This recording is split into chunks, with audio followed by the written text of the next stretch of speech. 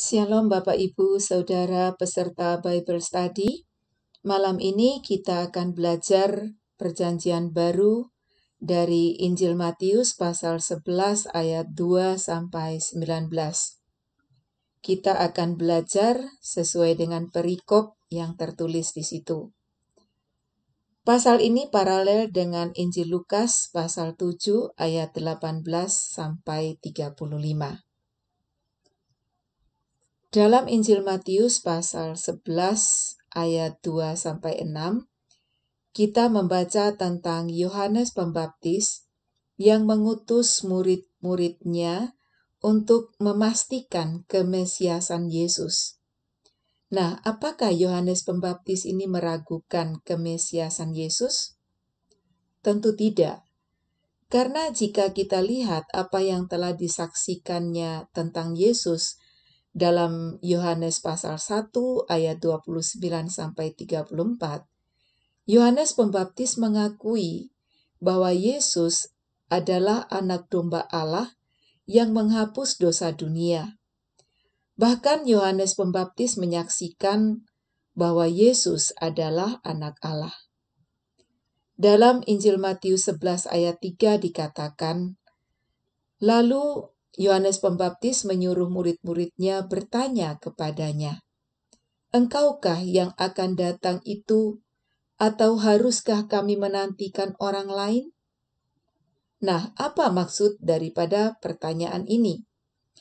Kita tahu bahwa Yohanes Pembaptis dipenjara karena dia mengecam Herodes yang memperistri Herodias, yaitu istri dari saudara sepupunya sendiri, yaitu Philip. Nah, dalam ayat 2 kita membaca bahwa di dalam penjara Yohanes mendengar tentang pekerjaan Yesus. Nah, apa kerinduan Yohanes sebetulnya? Kemungkinan Yohanes ingin sekali Yesus berbuat sesuatu untuk membebaskannya dari dalam penjara. Yohanes Pembaptis sebagai orang Yahudi tahu bahwa Yesus adalah Mesias, karena Yesus adalah Mesias yang dijanjikan dalam Perjanjian Lama. Pekerjaan-pekerjaan yang dilakukan Yesus adalah pekerjaan Mesias, seperti yang tertulis dalam Yesaya pasal 35 ayat 5 dan 6 yang mengatakan, "Pada waktu itu mata orang-orang buta akan dicelikkan dan telinga orang-orang tuli akan dibuka. Pada waktu itu orang lumpuh akan melompat seperti rusa, dan mulut orang bisu akan bersorak-sorai, sebab mata air memancar di padang gurun dan sungai di padang belantara." Selanjutnya juga di dalam Yesaya 61 ayat 1 dan 2 dikatakan, "Roh Tuhan Allah ada padaku, oleh karena Tuhan telah mengurapi aku. Ia telah mengutus aku untuk menyampaikan kabar baik kepada orang-orang sengsara dan merawat orang-orang yang remuk hati, untuk memberitakan pembebasan kepada orang-orang tawanan dan kepada orang-orang yang terkurung kelepasan dari penjara." Ayat 2, untuk memberitakan tahun rahmat Tuhan dan hari pembalasan Allah kita, untuk menghibur semua orang berkabung. Nah, ini adalah pekerjaan Mesias yang Yohanes Pembaptis tahu. Dan dia tentu mengharapkan Yesus melakukan pekerjaan itu bagi dirinya. Artinya dia dibebaskan dari tawanan atau dari dalam penjara. Dan apa jawaban Yesus kepada murid-murid Yohanes Pembaptis? Itu dapat kita baca di dalam ayat 4 dan 5 yang mengatakan, "Pergilah dan katakanlah kepada Yohanes apa yang kamu dengar dan kamu lihat. Orang buta melihat, orang lumpuh berjalan, orang kusta menjadi tahir, orang tuli mendengar, orang mati dibangkitkan, dan kepada orang miskin diberitakan kabar baik." Jawaban ini menunjukkan bahwa Yesus menegaskan kembali tentang siapa dirinya. Dia sungguh adalah Mesias. Dan di dalam ayat 6, Yesus memberikan jawaban kepada Yohanes Pembaptis yang berkata, "Dan berbahagialah orang yang tidak menjadi kecewa dan menolak aku." Yesus tidak ingin melakukan sesuatu untuk Yohanes Pembaptis, artinya tidak membebaskan dia dari dalam penjara. Makanya dikatakan, "Berbahagialah orang yang tidak menjadi kecewa dan menolak aku." Ada begitu banyak orang yang menjadi kecewa jika harapannya tidak dikabulkan. Dan Yesus mengharapkan Yohanes Pembaptis tidak kecewa terhadap jawabannya. Nah, dari sini kita belajar poin penting, yaitu percayanya kita kepada Kristus jangan pernah digoyahkan oleh doa yang tidak dijawab. Seringkali kita berdoa, dan doa kita dijawab dengan jawaban yang tidak sesuai dengan harapan. Mari kita belajar percaya bahwa yang diberikan dan diizinkan Tuhan terjadi dalam hidup kita adalah yang terbaik menurut Tuhan dan bukan menurut kemauan kita. Selanjutnya kita lihat ayat 7 sampai ayat 11. Nah, di sana kita melihat bagaimana Yesus meninggikan Yohanes Pembaptis di hadapan murid-muridnya. Tidak ada yang dilahirkan oleh seorang perempuan yang lebih besar dari Yohanes Pembaptis. Itu kata Yesus di dalam ayat 11. Sesungguhnya di antara mereka yang dilahirkan oleh perempuan tidak pernah tampil seorang yang lebih besar daripada Yohanes Pembaptis. Namun yang terkecil dalam kerajaan sorga lebih besar daripadanya. Nah, tadi dikatakan Yohanes Pembaptis ini lebih besar, ya. Namun yang terkecil dalam kerajaan sorga. Apa maksudnya? Nah, coba kita lihat terlebih dahulu di dalam Lukas 16 ayat 16 yang berkata seperti ini. Hukum Taurat dan kitab para nabi berlaku sampai kepada zaman Yohanes. Dan sejak waktu itu, kerajaan Allah diberitakan, dan setiap orang menggagahinya, berebut memasukinya. Nah, jika kita melihat ayat ini, maka kita menyimpulkan bahwa Yohanes Pembaptis itu adalah nabi yang paling akhir pada masa Perjanjian Lama. Kita perhatikan kembali Lukas 16 ayat 16 ya. Perhatikan sampai kepada zaman Yohanes. Ada kata itu ya. Perhatikan sampai kepada zaman Yohanes.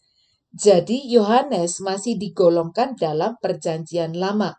Masih dalam zaman hukum Taurat dan kitab para nabi. Nah, mengapa Yohanes Pembaptis dikatakan lebih besar? Nah, kita lihat. Kalau di dalam Perjanjian Lama, nabi-nabi itu mereka bernubuat tentang kedatangan Sang Mesias. Sedangkan Yohanes Pembaptis, dia tidak hanya bernubuat seperti nabi-nabi pada Perjanjian Lama, ya, tetapi dia melihat Sang Mesias. Nah, ini ya, dia melihat Mesias dan dia menyaksikan tentang Mesias. Nah, hal itu dapat kita baca di dalam Yohanes pasal 1 ayat 29, di mana Yohanes berkata, "Lihatlah anak domba Allah yang menghapus dosa dunia." Juga di dalam Yohanes 1 ayat 32, Yohanes memberikan kesaksian, dia berkata bahwa aku telah melihat roh turun dari langit seperti merpati, dan ia tinggal di atasnya. Ini pada peristiwa Yesus dibaptis ya, dan Yohanes melihat itu. Dan di ayat 34 dia berkata, Yohanes 1 ayat 34, dan aku telah melihatnya dan memberi kesaksian, ia inilah anak Allah. Jadi itu adalah alasan pertama mengapa Yohanes dikatakan sebagai pribadi yang lebih besar daripada nabi-nabi yang lain. Alasan yang kedua, itu kita bisa berkata bahwa Yohanes Pembaptis ini adalah pelopor yang mempersiapkan jalan bagi kedatangan Sang Mesias. ke dunia ini. Nah, itu kalau kita lihat kembali di dalam Injil Matius pasal 3 ayat 3 ya, kita sudah pernah mempelajarinya. Di sana dikatakan bahwa sesungguhnya dialah yang dimaksudkan Nabi Yesaya ketika ia berkata, ada suara orang yang berseru-seru di padang gurun, persiapkanlah jalan untuk Tuhan, luruskanlah jalan baginya. Ini merupakan nubuatan yang tertulis dalam Yesaya 40 ayat 3 yang berbicara tentang Yohanes Pembaptis sebagai pribadi yang mempersiapkan jalan bagi Tuhan. Nah, selanjutnya juga dikatakan bahwa Yohanes Pembaptis dia adalah pribadi yang terkecil, ya. Dikatakan di dalam ayat 11 tadi, namun yang terkecil dalam kerajaan sorga. Mengapa? Nah, kita tahu bahwa Yohanes Pembaptis di dalam Injil Matius pasal 3 ayat 2, dia adalah pribadi yang menyerukan berita pertobatan. Ya, di dalam Matius 3 ayat 2 dia menyerukan, bertobatlah sebab kerajaan sorga sudah dekat. Nah, jadi Yohanes Pembaptis ini mengumandangkan berita pertobatan agar menjadi warga kerajaan sorga. Nah, siapa yang menjadi warga kerajaan sorga? Nah, ini penting ya. Siapa sih yang menjadi warga kerajaan sorga itu? Ternyata yang menjadi warga kerajaan sorga itu ada di dalam Matius 16 ayat 16 sampai 17. Yaitu mereka yang mengakui Yesus sebagai Mesias. Nah, kalau kita baca Matius 16 ayat 16, di sana diceritakan tentang Petrus yang menjawab pertanyaan Yesus, di mana Yesus bertanya kepada murid-muridnya, siapakah aku ini menurut kalian? Dan Petrus menjawab, engkau adalah Mesias anak Allah yang hidup. Dan di ayat 17 Tuhan Yesus berkata, berbahagialah engkau Simon bin Yunus, sebab bukan manusia yang menyatakan itu kepadamu, melainkan Bapa-Ku yang di sorga. Pengakuan akan Yesus sebagai Mesias adalah anugerah buat Simon Petrus. Karena itu dinyatakan oleh Bapa yang di sorga kepada Petrus. Petrus pun memiliki pengalaman-pengalaman hidup bersama Yesus, dan bahkan pada akhirnya dia menjadi rasul yang hebat yang melayani sampai akhir hidupnya. Dari uraian ini, tentunya sekarang dapat kita simpulkan mengapa Yohanes Pembaptis dikatakan yang terkecil dalam kerajaan sorga. Yohanes Pembaptis tidak punya pengalaman seperti Petrus ataupun orang percaya yang lainnya. Yohanes Pembaptis masih hidup dalam zaman hukum Taurat dan kitab para nabi, seperti yang kita baca tadi di dalam Lukas 16 ayat 16a. Dan apa poin penting yang kita pelajari dari ayat 7 sampai 11 ini? Poin pentingnya adalah kita bisa mengakui Yesus sebagai Mesias, itu adalah sebuah anugerah, sehingga kita menjadi warga kerajaan sorga.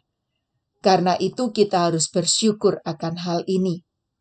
Jangan sia-siakan keberadaanmu dalam kerajaan Allah. Milikilah pengalaman-pengalaman hidup bersama Kristus dan layanilah Dia sampai akhir hidupmu. Selanjutnya kita pelajari Matius 11 ayat 12 sampai 15.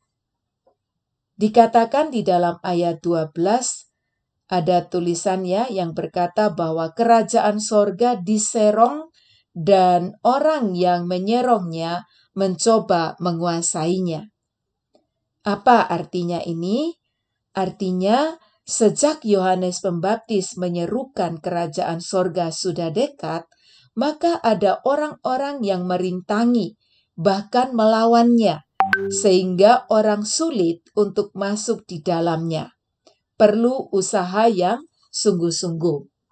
Dan di ayat 13 merupakan itu kelanjutan dari ayat 11, di mana Yohanes Pembaptis dikatakan sebagai akhir dari zaman Perjanjian Lama.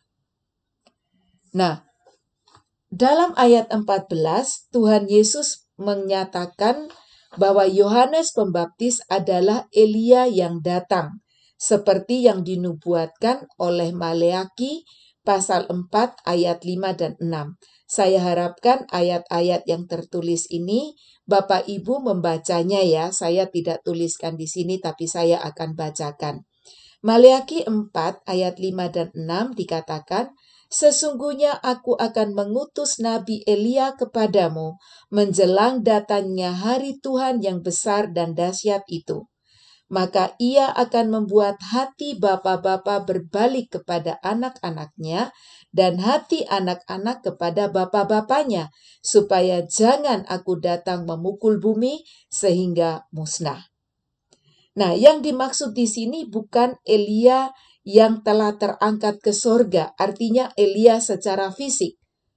Waktu itu Israel sedang menantikan Mesias, yang kedatangannya akan didahului oleh kedatangan Elia yang mempersiapkan jalan kedatangannya sang Mesias. Karena itu, jika kita lihat dalam Yohanes 1 ayat 19 sampai 21, di sana dikatakan, dan inilah kesaksian Yohanes ketika orang Yahudi dari Yerusalem mengutus beberapa imam dan orang-orang Lewi kepadanya untuk menanyakan dia, siapakah engkau? Yohanes Pembaptis mengaku dan tidak berdusta, katanya, aku bukan Mesias. Di ayat 21, lalu mereka bertanya kepadanya, kalau begitu, siapakah engkau? Elia? Dan ia menjawab, bukan. Engkaukah nabi yang akan datang? Dan ia menjawab, bukan. Nah, saya katakan tadi bahwa orang Israel menantikan Mesias yang didahului oleh kedatangan Elia seperti yang dinubuatkan di dalam Maleaki pasal 4 ayat 5 dan 6. Dan Yohanes Pembaptis sendiri mengakui bahwa dia bukan Elia. Pertanyaannya, apakah ini bertentangan dengan yang dikatakan Yesus? Tidak. Karena memang Yohanes Pembaptis itu bukan Elia. Tapi dia datang sebagai Elia. Saya percaya Bapak Ibu mengerti arti ini ya. Dia bukan Elia, artinya dia bukan Elia yang secara fisik yang dulu telah naik ke surga. Ya toh? Dia naik ke surga, bukan Elia yang itu, tetapi dia datang sebagai Elia yang mempersiapkan jalan bagi datangnya Mesias. Nah, coba kita lihat ya dalam Injil Lukas pasal 1 ayat 16 dan 17. Nah, ini peristiwa ketika ketika malaikat datang kepada Zakaria dan memberitahukan siapa anak yang akan didapat oleh Zakaria ini. Dikatakan di situ, ia akan membuat banyak orang Israel berbalik kepada Tuhan Allah mereka. Nah, cocok ya, sesuai dengan yang di Maleaki tadi. Ayat 17, dan ia akan berjalan mendahului Tuhan dalam roh dan kuasa Elia, untuk membuat hati bapa-bapa berbalik kepada anak-anaknya dan hati orang-orang durhaka kepada pikiran orang-orang benar. Dan dengan demikian menyiapkan bagi Tuhan suatu umat yang layak baginya. Nah, sekali lagi, ini adalah nubuatan kelahiran Yohanes Pembaptis. Ya, dan ini malaikat yang menyatakan kepada Imam Zakaria. Jadi Yohanes Pembaptis akan berjalan mendahului Tuhan dalam roh dan kuasa Elia. Ya, jadi Yohanes Pembaptis datang sebagai Elia.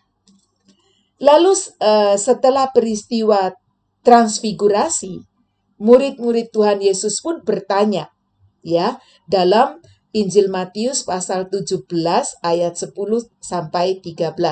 Saya bacakan, lalu murid-muridnya bertanya kepadanya, kalau demikian, mengapa ahli-ahli Taurat berkata bahwa Elia harus datang dahulu. Ayat 11 jawab Yesus, memang Elia akan datang dan memulihkan segala sesuatu. Dan aku berkata kepadamu, Elia sudah datang. Tetapi orang tidak mengenal dia dan memperlakukannya menurut kehendak mereka. Demikian juga anak manusia akan menderita oleh mereka. Ayat 13, pada waktu itu mengertilah murid-murid Yesus bahwa ia berbicara tentang Yohanes Pembaptis. Jadi, Yohanes Pembaptis benar seperti yang telah dinubuatkan oleh Maleakhi pasal 4 ayat 5-6. Tapi yang dimaksud bukan Elia secara fisik, tapi secara rohani yang mendahului Yesus Kristus Sang Mesias. Dengan Yesus menyatakan, Elia telah datang, diharapkan orang Israel mengingat nubuatan Maleakhi pasal 4 ayat 5-6, sehingga mereka dapat menerima Yohanes Pembaptis sebagai Elia, dan mereka pun mengakui Yesus sebagai Mesias. Tapi kenyataannya apa? Kenyataannya mereka menolak. Ya kan? Mereka menolak. Itulah sebabnya di ayat 15 Tuhan Yesus berkata, di ayat 15 dari Matius pasal 11 ya. Tuhan Yesus berkata, siapa bertelinga, hendaklah ia mendengar. Nah, di sini kita belajar Bapak Ibu, ya, poin penting bagi kita, firman Allah itu ya dan amin. Percaya dan terimalah firman Allah seutuhnya dengan segenap hati. Lalu selanjutnya kita melihat Matius 11 ayat 16-19. Nah, di situ ya ada kata angkatan ini. Yang dimaksud dengan angkatan ini dalam ayat 16 adalah orang Israel pada zamannya Tuhan Yesus dan Yohanes Pembaptis, ya. Nah, tetapi di dalam ayat 16 ya, Tuhan Yesus mengumpamakan angkatan ini itu dengan anak-anak di pasar, ya. Yesus mengumpamakan mereka, yaitu angkatan ini, seperti anak-anak di pasar yang sedang mengajak teman-teman lainnya untuk bermain, ya. Bermain apa? Bermain upacara pernikahan. Makanya dikatakan di dalam ayat 17 itu, kami meniup seruling tetapi tidak menari. Ya, artinya apa? Mereka tidak mau menanggapi, ya. Diajak bermain upacara pernikahan tidak mau, ya. Diajak main upacara penguburan. Nah, upacara penguburan itu biasanya mereka menyanyikan kidung duka, tapi juga tidak ada yang menangis, artinya tidak ada yang berkabung. Nah, buat mereka permainan itu tidak menarik. Nah, dan ayat 18 dan 19 itulah maksud dari perumpamaan dalam ayat 16-17 tadi. Orang Israel pada zaman itu menolak Yohanes Pembaptis maupun Tuhan Yesus. Bagi mereka, Yohanes Pembaptis dan Tuhan Yesus tidak menarik sama sekali, ya. Oke, Yohanes Pembaptis dianggap orang aneh. Karena apa? Karena Yohanes Pembaptis ini tidak makan roti dan minum anggur seperti mereka, ya. Tetapi sebaliknya, Yohanes Pembaptis itu makanannya belalang dan madu hutan, ya, bukan kebiasaan mereka, gitu ya. Nah, kemudian Yesus juga mereka tolak. Kenapa? Karena Yesus itu melanggar adat istiadat mereka. Yesus sukanya makan dan minum bersama pemungut cukai dan orang-orang berdosa. Nah, kalau kita ingat pembelajaran kita di Injil Matius pasal 9 ayat 10, di sana dikatakan bahwa kemudian ketika Yesus makan di rumah Matius, Matius ini adalah pemungut cukai. Datanglah banyak pemungut cukai dan orang berdosa dan makan bersama-sama dengan dia dan murid-muridnya. Dan pada waktu itu apa yang terjadi? Orang-orang Farisi, ahli Taurat, mereka mengecam Yesus, ya. Jadi Yesus diberi cap sama mereka sebagai pelahap dan peminum bahkan sahabat pemungut cukai dan orang berdosa. Nah, itulah angkatan pada zaman itu. Mereka menolak dan tidak puas terhadap Yohanes Pembaptis maupun Yesus. Karena apa? Karena tidak sesuai dengan pemahaman mereka.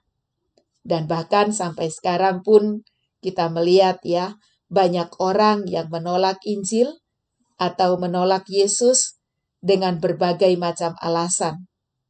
Termasuk alasan Yesus sebagai Tuhan itu tidak masuk di akal. Di sini kita belajar apa poin penting. Poin pentingnya adalah terimalah Yesus Kristus sebagai pemberian Allah bagi dunia. Karena dialah yang telah dinubuatkan oleh nabi-nabi dalam perjanjian lama. Dialah Tuhan. Dialah juru selamat satu-satunya bagi dunia. Jangan tolak Yesus. Bapak Ibu yang dikasihi Tuhan, inilah pembelajaran kita pada hari ini ya, dari Injil Matius pasal 11 ayat 2 sampai 19. Biarlah 4 poin penting yang kita sudah pelajari ini boleh menjadi bagian kita. Saya percaya Bapak Ibu boleh mendapatkan pemahaman ataupun juga pencerahan dari apa yang sudah kita pelajari malam ini. Tuhan Yesus memberkati. Sampai jumpa di diskusi kita di grup WhatsApp nanti ya. Jadi jangan lupa sekali lagi bacalah semua ayat-ayat yang sudah saya berikan tadi supaya Bapak Ibu dapat memahaminya lebih lanjut dan sungguh-sungguh memiliki pemantapan di dalam iman. Itu harapan saya. Sekali lagi Tuhan Yesus memberkati.